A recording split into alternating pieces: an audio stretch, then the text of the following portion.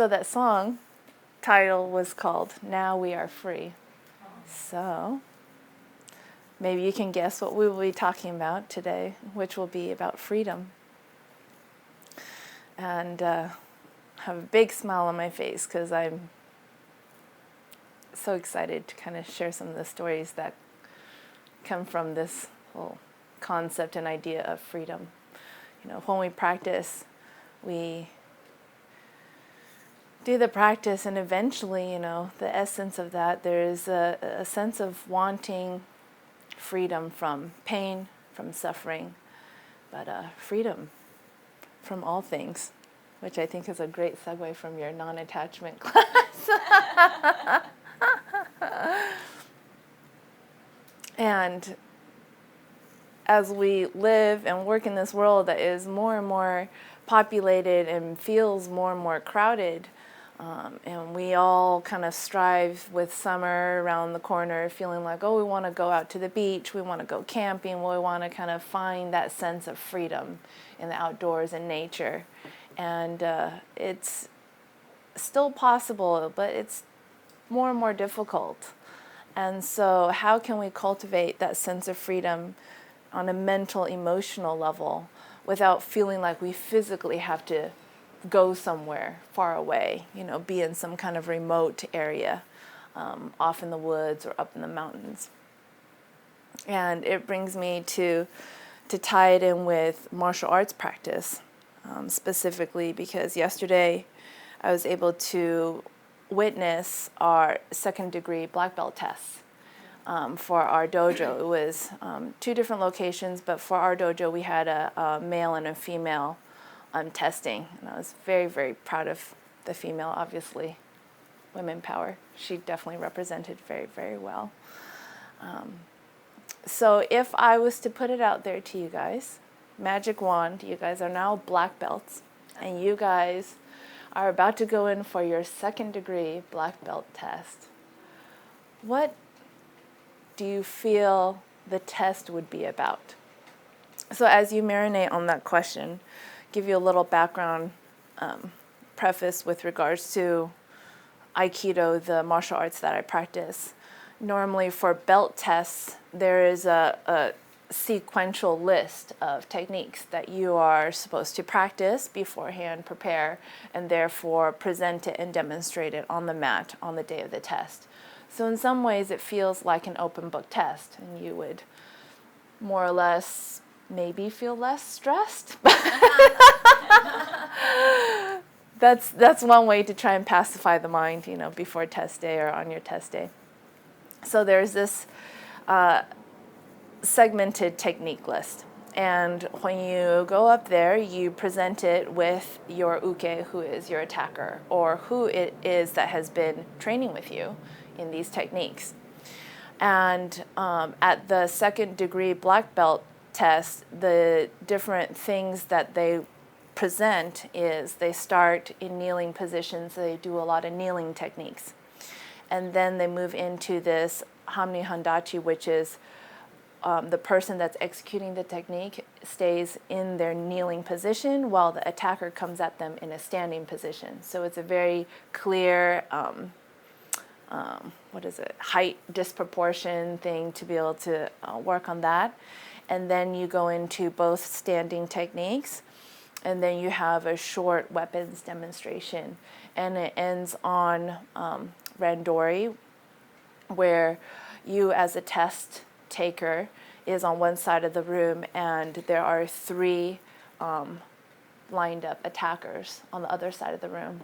And then when sensei says the word, then the 3 attackers hone in on you and go, you know, so it becomes a little bit crazy.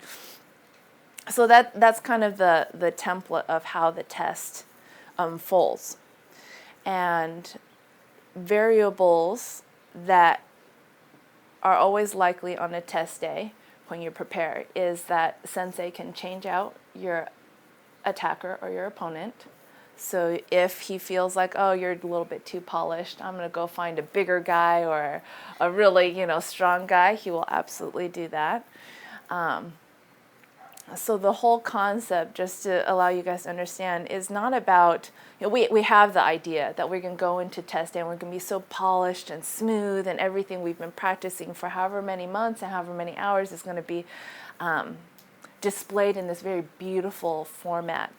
And there is a piece of that, but there's also the other piece where it's a test and it's meant to stress the system out, to really break down all that you think that you know and really kind of shed away the layers to see what you really do know.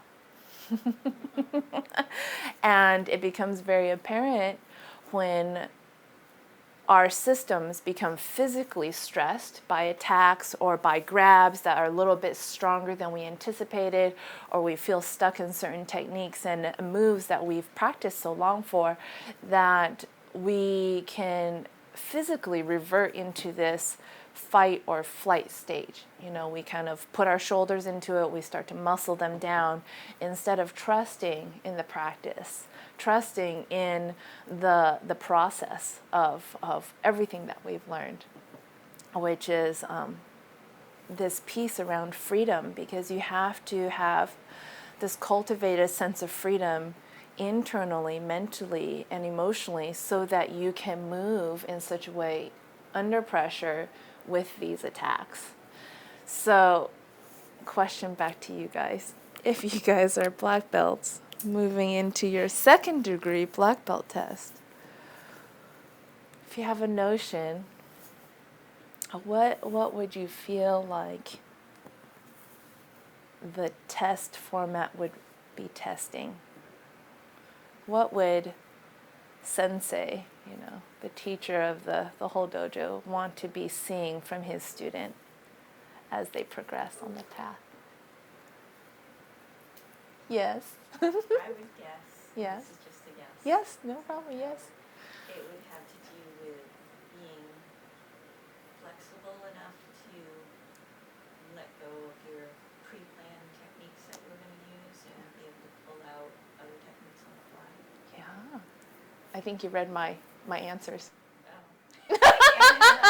No, it's good. No, it was a good one. Yes, flexibility, absolutely. Yes. The letting go, definitely. Very, very A sense of calm and confidence. beautiful. You read my answers too. I got the email. Yes, the calm, centered, and that very much comes back to that presence. That absolutely present moment awareness that doesn't think about what they had prepared, because that was already done and in the past, or what they may have just messed up on, with the last technique or attacker, and being so fully present to deal with exactly what's right in front of them in that moment. Great. Yeah. Maybe to see if I would trust myself or be uncertain. If I'm willing to take it on and not shrink back like I'll do a bad job. Yes. Uncertain myself. Yes, yes. No, that's beautiful. That trust is so, I get goosebumps when you say that, because I think we're so taught, at a young age, that trust has to emanate from outside of us. That we look outside to people, to relationships, to situations, to be like, now, do I trust that? Instead of coming back into our center, coming back into ourselves wholly and completely, and trusting ourselves and moving from that place. Whether outside is good, bad, or indifferent, that trust still stays and resides within us. Yes, wonderful. I think of the example where that trust piece, and staying within our center. How much of the world outside of us is so, do I want to say conditioned or structured? I don't know. With regards to trying to box us in or hook us in or, hold us down kind of a thing. There's very much that feel. And there is that piece when we work through that in meditation or in martial arts and in meditation.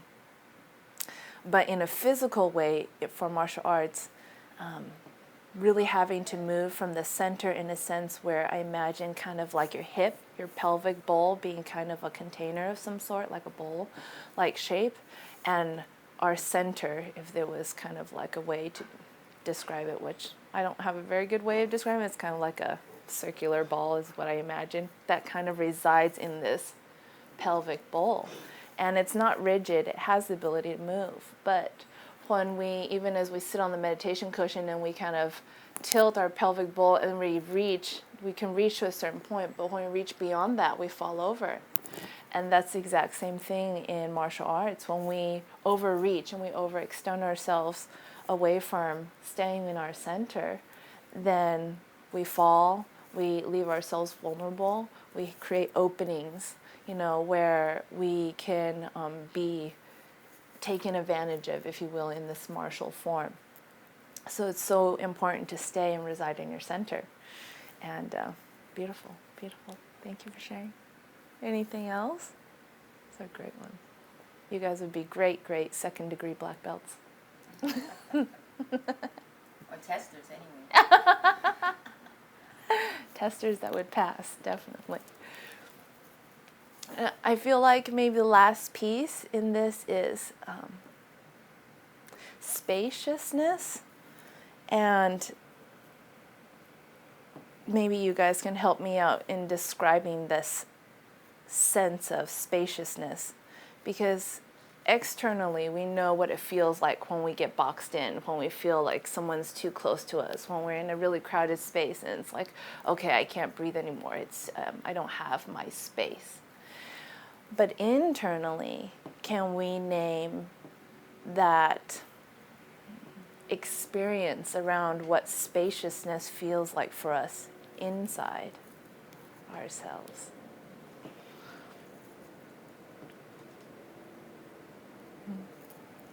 Just that openness, Yes. Openness. willingness.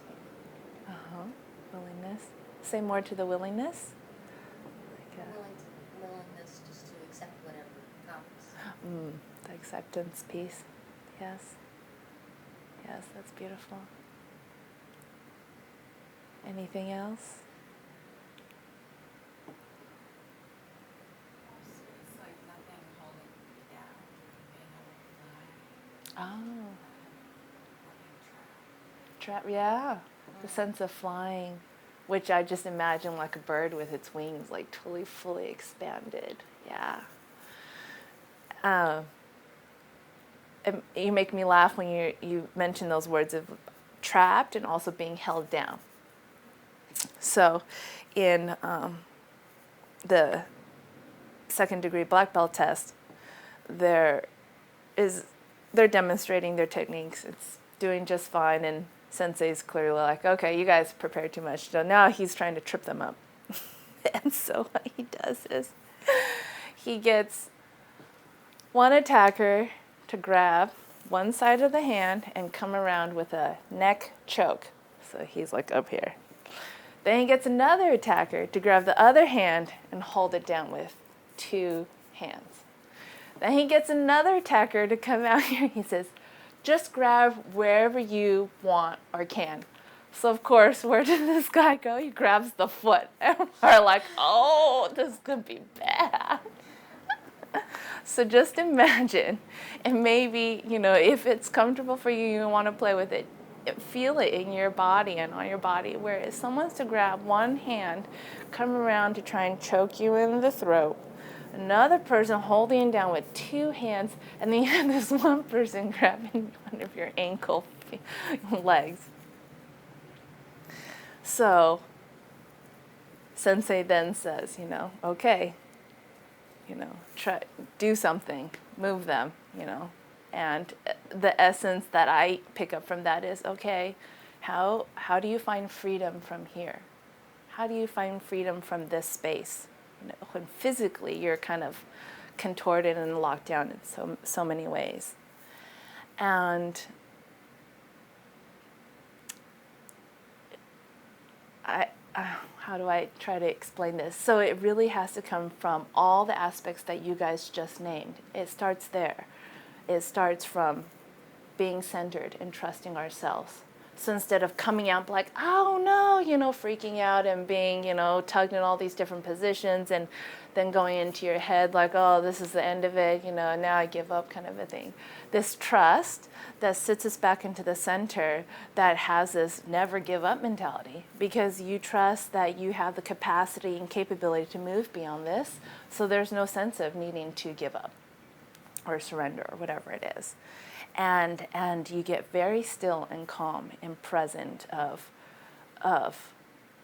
your body system inside. You get so clear on how you are being with relation to everything that there comes to be a place of a connection instead of fight or flight and reacting to it, a place of acceptance and that clear, calm presence that connects you to these attackers in such a way where that connection facilitates a movement where you're not trying to fight them. You're like, well, I just want to move you here. And the energetic intent behind it can be felt by the attacker, such that, oh, you just want to move me? Oh, I guess I'm going to just move in that direction, and they fall or get thrown or whatever it is. But the moment that you lose that presence, it goes back to struggle. They're like, go, go, trying to wrestle themselves out of this, 3-person on 1-person team that is, essentially not meant to work out in your best interest. And then the piece around flexibility, having to let go of our own judgments of how it should look like, how it should be. Letting go of, oh, I have to make it look this certain way, and just coming back to that trust, that the openness, spaciousness with one's own freedom and moving from there. Because at the end of the day, when you do get out, it's not always pretty, but if you do it well, then you've gotten out and then you're free. That's, the piece that we work on so that we hone it and polish it so it gets better, it gets smoother, it gets more refined. So it's not so jerky like action. It becomes smooth, it becomes like an art, and it becomes like a dance sometimes when you get to that, that level, that place. So how does this all come back to meditation? Is when we sit on the meditation cushion, we are essentially training and practicing as we do on a martial arts mat. We're training energetically to allow our physical system to be still in order to cultivate inner stillness, to then feel and experience that spaciousness, that freedom, that flexibility, that trust, and that clear presence. It's all there. It's all of it every time we sit and practice.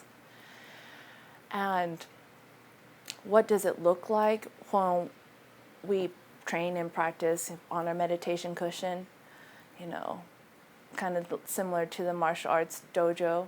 You train, you go to the classes, you have your partner that you work with.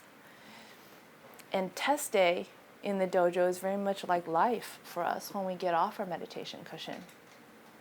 So we get off our meditation cushion, we encounter certain relationships or experiences or situations where we feel stuck, or we feel boxed in, or we feel hooked into, a drama or some emotional state that feels like it's dragging us down. Feel trapped.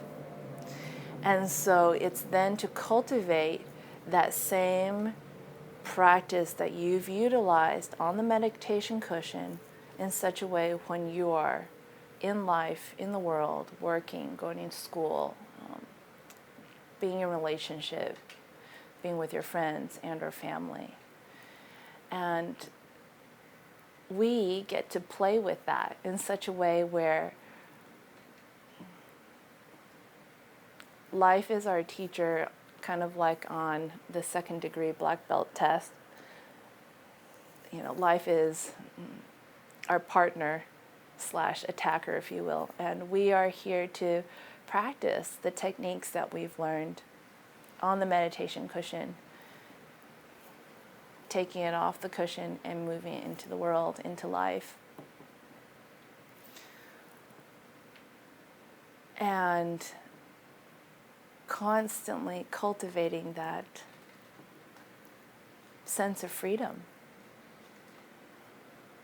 that can feel sometimes really challenging. And at the same time, as you guys have answered through your answers, you guys know exactly what to do at the same time too.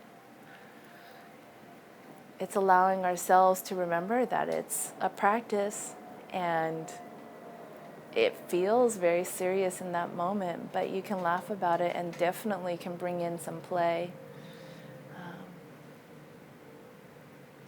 And it can be really beautiful at the end of the day, when you sit back down on your meditation cushion and kind of recenter, reset yourself, recalibrate. Questions on that? That was thoughts, yeah? Needed to hear all of that right now. Oh, good, good. Yeah, I think we forget that when we have a practice like this in our lives, we really have such an amazing tool at our disposal. And it's a tool that's not like someone can take away because it's an object, It's a tool that resides truly within ourselves. And so we can bring that into any situation throughout our day. And we have to be a little bit easy with ourselves. What I mean by that is, you see it with the initial white belts who come onto the mat. They want to get it right and they want to get it perfect and they want to be very exact. And I commend them for that, for that striving towards, as it should be. But when they fall or they don't get it right, they get so into their head about it and they beat themselves up and they judge themselves and they lash themselves like, oh, that sucked and I could have done that better. I was like, hey, you did wonderful just being able to manage all that and this situation and so forth. And we have to remember that piece for ourselves, that everyone falls. It's not about beating yourself when you're down. It's not, how much pain and suffering you can cause yourself and people are like, yeah, exactly. No, it's being able to fall and seeing how quickly you can get back up and moving beyond that such that you're not beating yourself up over the fall. Like, oh, that was interesting, move on to the next. That is so much of and a huge piece of our practice. Yeah. And then going back to trusting ourselves and in the practice in the moment when it happens. Yeah. Difficult, but you guys can do it because you guys are now going into second degree black belts.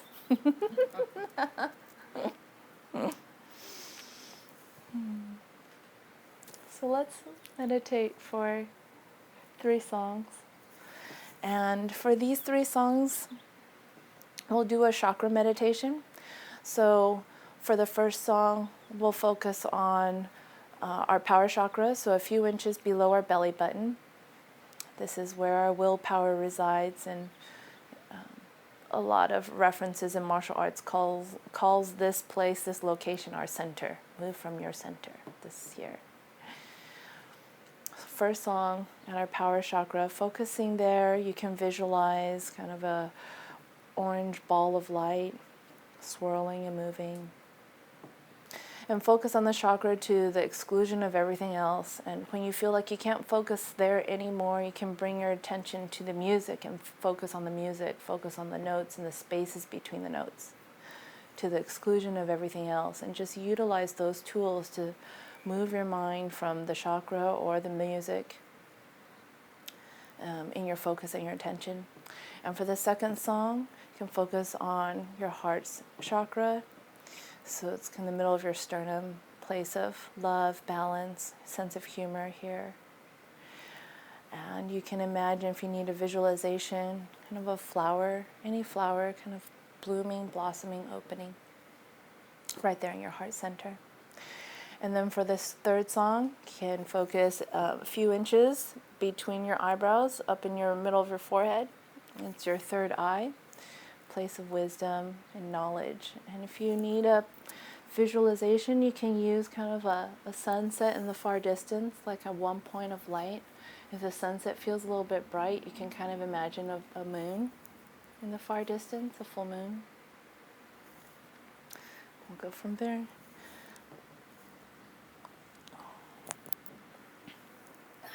I feel like I wanted to add that we forget sometimes that freedom is already here, already within us.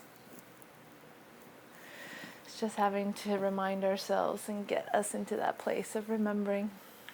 And sometimes it can be as simple as taking a breath, a deep breath to feel like it resets your whole system and your mind state. So you're not in that kind of tense, boxed in, someone's trying to hold you down kind of a feeling. It was really sweet when the girl was testing, and she went up against all the guys. And during the very last part, where she was doing randori, and they were coming at her full force, and they got her bear hugged, pulling on this, and she's working and she's doing her thing, and Sensei had her go like 3 times, and it's just exhausting. I mean, they're just spent, you can see, because every time she sits back down and she's, got to ready herself for the next one, you see that moment of like, oh my gosh, and take a deep breath and write yourself in that warrior's mindset, and go. It's like, okay. And what was really touching and sweet to see was Sensei, had them, pause for a moment, getting ready for the next attack, if you will, and he comes over to her. He's like, stand up. And he comes over there. He just kind of puts his hand on his hips to kind of rotate them left to right. And she kind of just, just to settle her system back down. And you can just see the moment that he did that, and he was helping her shift her space internally back to that flexibility, back to that spaciousness, that present moment, but still trusting, with herself. And then when we get tired or haggard and we feel like we've exhausted ourselves, there's, natural tendency to hunch ourselves over because it's too much energy to even hold ourselves up, right? And she was starting to hunch a little bit. And he put his hand on her chest to kind of just bring her upright, and you just hear her sigh of like, oh, like, all right, okay, this is where I need to be. But she did amazing. I'm so proud of her. Yeah.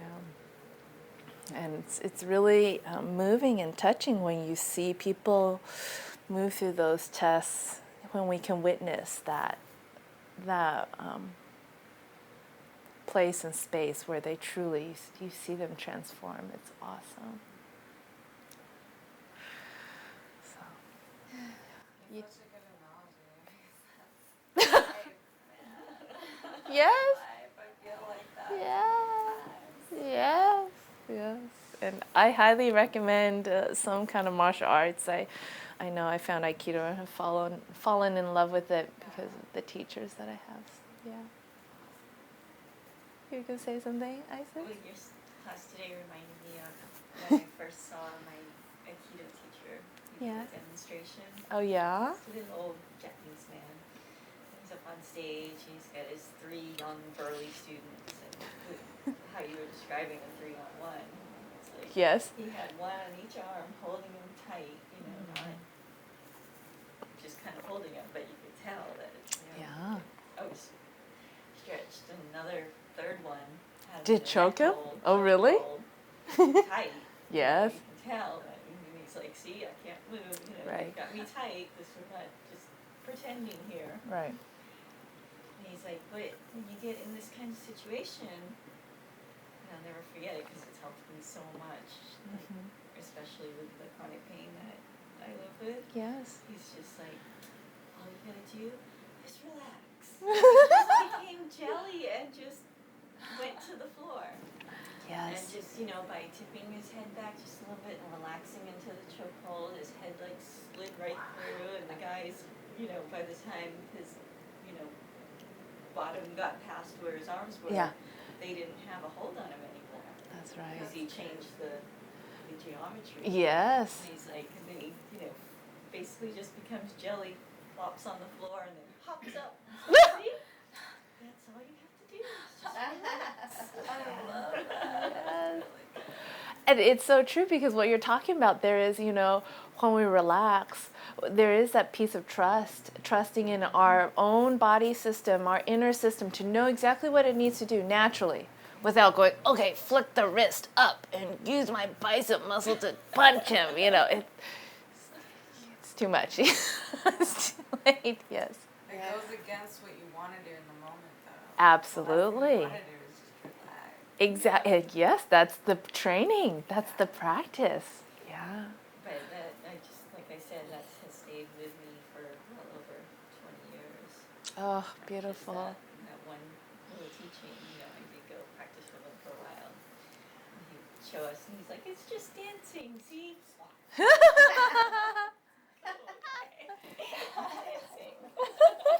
And we get thrown well and right. Ooh, it hurts. I mean, hurts in the sense of like, ooh, I felt that. But yeah, just remembering that relax and then all those qualities you were talking about. Yes. The trust and the flexibility and Yeah. the willingness, that openness Yes. just comes naturally. And that's what's so powerful to see is when they have them 3-on-1, and it's like, and Sensei does not stop this until they've gotten the person that's being attacked on the ground. You know, then he's like, stop, okay, we don't want any injuries. I'm like, okay, how that doesn't happen when you're standing up, I don't know. But anyways, they're standing up, but you know, in that physical place, when we use our eyes that connects to our mind, we see these people around us. We struggle. We start to fight and jerk. We want to run away. We want to push, and we want to, you know, do this whole thing. And if we come back to the inner state of being, you know, then there's the ability to move.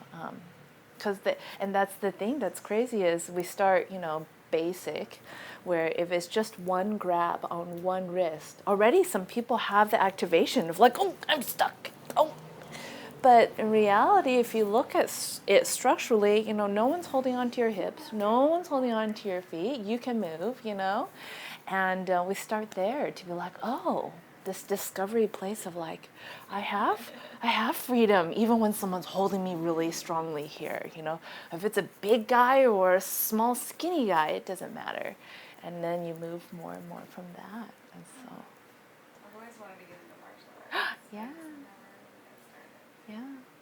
I just never got started. Yeah. I recommend you go into the dojo, see if you can sit and watch a class, you know, with the main teacher, you get a feel for how they are. And then if you feel comfortable, definitely try out a class. Don't feel like you have to, you know, stick to the one that you start with. Yeah. Because I think from a female's perspective, you have to feel comfortable with not only the teacher, but also the members that are there. Has to really cultivate that respect, you know, and that kind of, you're close physically with them, but then it's like they're respectful about it, right? Yeah. There's another piece of the wisdom with the relaxation is if someone was holding on tightly, what our systems can respond to is when that muscle engages or when something jerks, you know. We have this, you know, our connection to our spinal column that if we touch something hot, it's instantaneous, that feedback. And that same thing with if a muscle tenses and I'm going to fight you or I'm going to get you. But the relaxing, there's no orientation to trying to latch onto, hold on to, that it's like, I'm trying to hold you onto nothing that's relaxing into this thing, you know? There's no response. Right. Yeah. And that's a way of letting go, That's right. not responding to it. That's right.